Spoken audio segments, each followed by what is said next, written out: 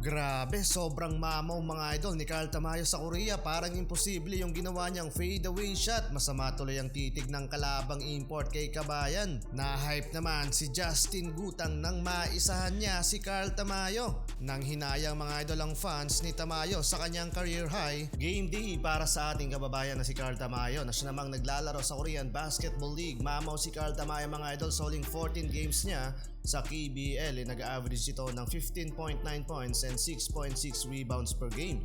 Second to the leading scorer para sa LG Sakers. Yun nga lang, yung katuwang niyang import na si Marie na injury mga idol. LG Sakers at home court advantage naman ng kalabang Samsung Thunders, kupunan ng former Binil guard na si Justin Gutang.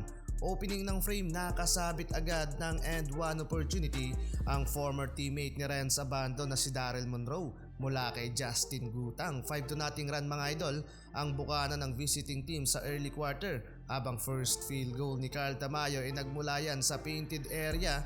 Binasikan lang ni Carl yung layup doon. Sa transition, nakasabit pa ng foul si Kabayan. Yun nga lang, mintes ang nag-iisang free throw. Hype na hype mga idol ang mga Koreana kay Kabayan. Gumawa ba naman ng 6 straight points. So far, perfect 4 of 4 from the field. Halfway ng quarter, lumobo na sa 8 points ang lamang ng LG Sakers. Sa kabila mga idol, scoreless pa si Justin Gutang. Impossible fade away from Carl Tamayo and one basket. Nakipag-usap pa sa cameraman.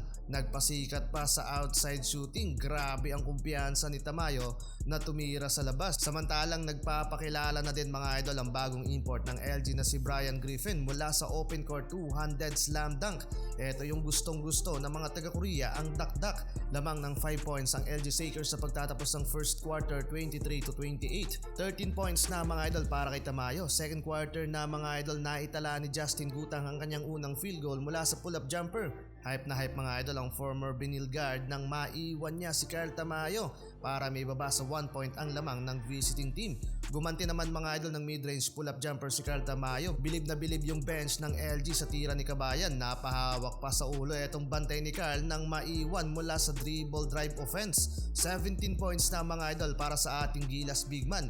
Pero mula sa crucial 3-pointer ni Gutang, lamang na ang home team ng 2 puntos. Yun nga lang, bumawi din ng 3-pointer ang local player ng LG para makuha ulit ang lead sa laban. 4 points lead sa pagtatapos ng first half, 45-49 in favor sa LG. Tamayo with 21 points na mga idol. Third quarter tuloy pa rin mga idol ang pag-atake ni Tamayo, 2 of 3 from the 3-point line so far sa laban. Solid ng team effort ng LG pagdating sa ball movement. Yun nga lang, si Tamayo pa lamang ang nakapagtala ng double figure sa kanilang kupunan. Under 3 minutes mark, balik bench Tamayo nang makapag-commit ng turnover. Natapos lang mga idol ang third quarter na hindi na nakabalik pa si Carl Tamayo, kaya nakahabol sa scoring ang kalaban at tabla sa 64 ang pagtatapos ng third quarter. Fourth quarter, 6-2 nating run ang ginawa ng home team. Grabe, sobrang agile mga idol nitong si Justin Gutang. Take over na naman si Tamayo para sa LG. May contact pero walang tawag ang referee at nagkakasunod mga idol ang turnover ni Tamayo. Biglang nag-collapse yung opensa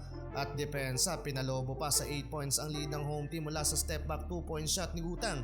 Last 4 minutes, back-to-back field goal mga idol para kay Tamayo. Buhat na buhat ang team, baba sa 2 points ang lamang ng kalaban. Yun nga lang, hindi yun mga idol naging sapat para makuha ang panalo. Nang hinayang mga idol ang fans ni Tamayo sa kanyang career high, 35 points, 7 rebounds and 3 assists.